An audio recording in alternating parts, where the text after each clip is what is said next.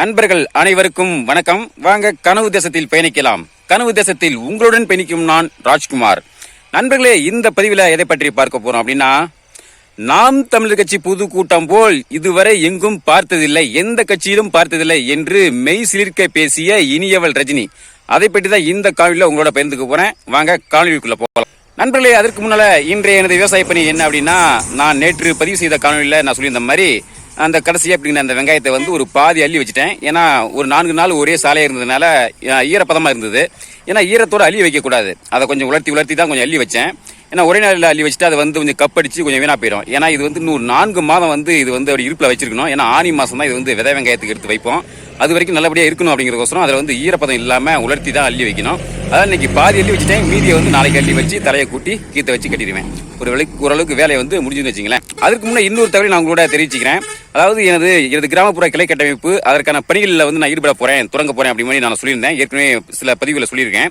அந்த வகையில் அண்ணன் சீமான் அவர்களுடைய கனவு என்ன அப்படின்னா, எவரி பூத் 10 யூத் அப்படிங்கிறது தான். அந்த வகையில் நான் சார்ந்த அந்த பூத், அந்த வாக்குச்சாவடிக்கு உட்பட்ட பகுதிகளில் பொறுப்பாளரை நியமிக்கணும், அதே சமயத்தில் பூத் ஏஜென்ட் நியமிக்கணும் அப்படிங்கிற அடிப்படையில் முக்கியமான சில நபர்களை நாம் தமிழ்ச்சி உறவுகளை வந்து அடையாளப்படுத்தி அவங்களுக்கு வந்து உறுப்பினர் அட்டையை வந்து எடுத்து கொடுத்து அவருக்கு பொறுப்புகளை வந்து நியமிக்கணும் அப்படிங்கிறது தான். அந்த வகையில் இன்னைக்கு ஒரு முக்கியமான ஒரு உறவுக்கு இன்னைக்கு வந்து உறுப்பினர் அட்டை எடுத்து கொடுத்துருக்கேன்.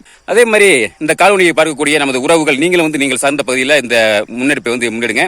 அப்பதான் 2027 நாம் தமிழ் கட்சி அப்படிங்கிறது மிகப்பெரிய ஒரு வளர்ச்சி நோக்கி வரும். நம்ம வெற்றி பெறுவதற்கான வாய்ப்பும் இருக்கும். சரி நம்மளே வாங்க இப்ப நேரா காணொலிக்குள்ள போலாம். அதாவது இனியவள் ரஜினி நம்ம எல்லாருக்கும் தெரிஞ்ச ஒரு நபர் தான். அதாவது விஜய் அவர்களும் இனியவள் ரஜினி அவர்களும் வந்து ஒரே கல்லூரியில் படித்தவர்கள். அந்த வகையில இனியவள் ரஜினி அப்படிங்கிறவங்க நாம் தமிழ் கட்சி ஆதரவு நிலைப்பாடு கொண்டுதான் சில மாதங்களுக்கு முன்ன வரைக்கும் பேசிக்கிட்டு இருந்தாங்க. ஆனா இடையில என்ன ஒரு கருத்து வேறுபாடோ மனக்கசப்போ தெரியல, கொஞ்சம் விலகி இருந்து இப்ப பயணிச்சுக்கிட்டு இருக்காங்க. அப்படியே இருந்த சூழ்நிலையில இப்ப தாவேக்கானுடைய அந்த முதல் மாநாடு அதை வந்து பார்த்ததுக்கு அப்புறம் அவங்க வந்து சமீபத்தில் ஒரு வலையொலிக்கு நேர்காணல் கொடுத்திருக்காங்க. அந்த நேர்காணல்ல நாம் தமிழ் கட்சி பொதுக்கூட்டத்தை பற்றி ரொம்ப மெய்சில் இருக்கக்கூடிய வகையில பேசியிருக்காங்க. நான் சொல்றதை விட அந்த காணொலி நினைக்கிறேன், அதை முதல்ல பார்த்துருங்க. அந்த கூட்டம் நடக்கிற போதே ஏறாதீங்க இறங்குங்க, ஏறாதீங்க இறங்குங்க, ஏறாதீங்க இறங்குங்க. நீங்க நாம் தமிழர் கூட்டத்துல இது பார்க்கவே முடியாது. காரணம் என்னன்னா, அங்கு கொள்கை சரியாக இருந்தது. அந்த கொள்கையின் பொருட்டு தான் மக்கள் அங்க போய் திரண்டிருக்காங்க. என் வாழ்க்கையில நான் வந்து இது வரைக்கும் ஒரு கூட்டம் நான் போயிருக்கேன்னா நாம் தமிழர் கூட்டம். அங்க நீங்க வந்து மதுவை பார்க்க முடியாது, கெட்ட வார்த்தையில பேசுறதை கேட்க முடியாது, முண்டி அடிக்கிறத பார்க்க முடியாது. ஆனா நான் ஒரு பெண்ணா நடந்து போறேன் அப்படின்னா என் முன்னாடி நடக்கிற ஆட்கள் வந்து கைய வழி விடுவாங்க, கைய நகர்த்தி விட்டு நம்ம அப்போ அதெல்லாம் நம்ம பார்த்து, அது ஏன்னா கொள்கைக்காக கூடிய கூட்டம், இது வந்து வெறும் ரசிகர் கூட்டம். அதனாலதான் சேரெல்லாம் அப்படி உடைச்சு போட்டு. என்ன நண்பர்களே, காணொலியை பாத்தீங்களா? அதாவது இன்னைக்கு அவங்க நாம் தமிழர் கட்சியில இல்லைனாலும், இன்னைக்கு வெளியில இருந்து பயணிச்சாலும், இன்னைக்கு நாம் தமிழர் கட்சியினுடைய அந்த பொதுக்கூட்டத்தினுடைய சிறப்பை பற்றி, அந்த அருமை பெருமை பற்றி இன்னைக்கு ரொம்ப தெளிவா அந்த காணொலியில் வந்து பதிவு பண்ணியிருக்காங்க. அதை கேட்கும் போதே நமக்கே வந்து மெய் சிலிக்கக்கூடிய வகையில தான் இருக்கு. ஏன்னா இந்த மாதிரி வேற எந்த கட்சி பொதுக்கூட்டத்திலும் நம்ம பார்க்கவே முடியாது. இன்னைக்கு வந்து ஒழுக்கம், ஒரு கட்டுப்பாடு, ஒரு ராணுவ கட்டுப்பாடு அப்படிங்கிறது இன்னைக்கு நாம் தமிழர் கட்சி பொதுக்கூட்டத்தில் மட்டும் தான் இன்னைக்கு பார்க்க முடியும். வேற எந்த கட்சி கூட்டத்திலையும் பார்க்கவே முடியாது. இன்னைக்கு வேற கட்சி கூட்டத்துக்கு போனாங்கன்னா அங்க வந்து அந்த விசில் அடிக்கிறது, ஆட்டம் பாட்டம் கொண்டாட்டம் அப்படின்னு சொல்றது, கூட்டம் முடிஞ்சு போகும்போது இந்த நாற்காலி எல்லாம் தூக்கிட்டு போறது, மது அருந்துறது, இந்த மாதிரி இந்த ரெக்கார்ட் டான்ஸ், இந்த மாதிரி பல விதமான அசம்பாவிதங்கள் எல்லாமே நடந்துட்டு இருக்கும். ஆனா அதை வந்து நாம் தமிழ் கட்சி அந்த கூட்டத்தில் வந்து பார்க்க முடியாது. இன்னைக்கு பல பேரும் இன்னைக்கு நாம் தமிழ் கட்சியை பற்றி இன்னைக்கு விமர்சனம் பண்றாங்க. சீமான் என்ன பண்ணாரு, நாம் தமிழ் கட்சி என்ன செய்யுது அப்படிங்கிற மாதிரி பல கேள்விகள் எழுப்புறாங்க, பல அவதூறுகளையும் பரப்புறாங்க.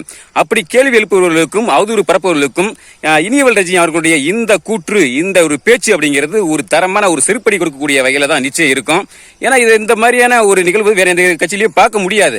இது சுட்டு போட்டாலும் வராது, இது வந்து இயல்பாவே வரணும். இதற்கு என்ன காரணம் அப்படின்னா, நாம் ஏற்றுக்கொண்டிருக்கக்கூடிய தலைவர், அந்த மாதிரி மேதகு அவர்களுடைய தலைவரை ஏற்கக்கூடிய நாம தான் இந்த மாதிரி நம்ம ராணுவ கட்டுப்பாடோட வந்து நடக்க முடியும். மற்றவர்கள் இது சுட்டு போட்டாலும் வராது. இன்னைக்கு வந்து விஜய் கட்சியில இருந்து இன்னைக்கு சொல்றாங்க, அந்த கூட்டத்திலேயே அந்த முதல் மாநாட்டிலேயே சொன்னாங்க, மது அருந்தக்கூடாது, மது எடுத்துட்டு வரக்கூடாது, ஒழுக்கமா இருக்கணும், அந்த மாதிரிலாம் சொன்னாங்க. இருந்தாலும் அதெல்லாம் வந்து சொல்லி அதெல்லாம் வர்றது கிடையாது. அதான் இயல்பாகவே தானாகவே தன்னிச்சையாகவே வரக்கூடிய ஒரு விடயம். அதாவது இது எப்படி அப்படின்னா, நாம் ஏற்றுக்கொண்ட தலைவன் எப்படியோ அந்த தலைவனை வந்து பின்பற்றுகிற அந்த தொண்டர்களால தான் இந்த மாதிரி நம்ம வந்து அந்த மாதிரி கடைபிடிக்க முடியும். மற்றவர்களெல்லாம் அந்த மாதிரி சாத்தியமே இல்லை, கடைபிடிக்க முடியாது அப்படிங்கிறது தான் இங்க நிதர்சனமான உண்மை. ஆனா அந்த தாவேகா கட்சியினர் என்ன பண்றாங்க அப்படின்னா, நாம் தமிழ் கட்சியினுடைய சில கொள்கைகள், சில நடைமுறைகள் எல்லாம் பார்த்து காப்பி அடிக்கிறாங்க.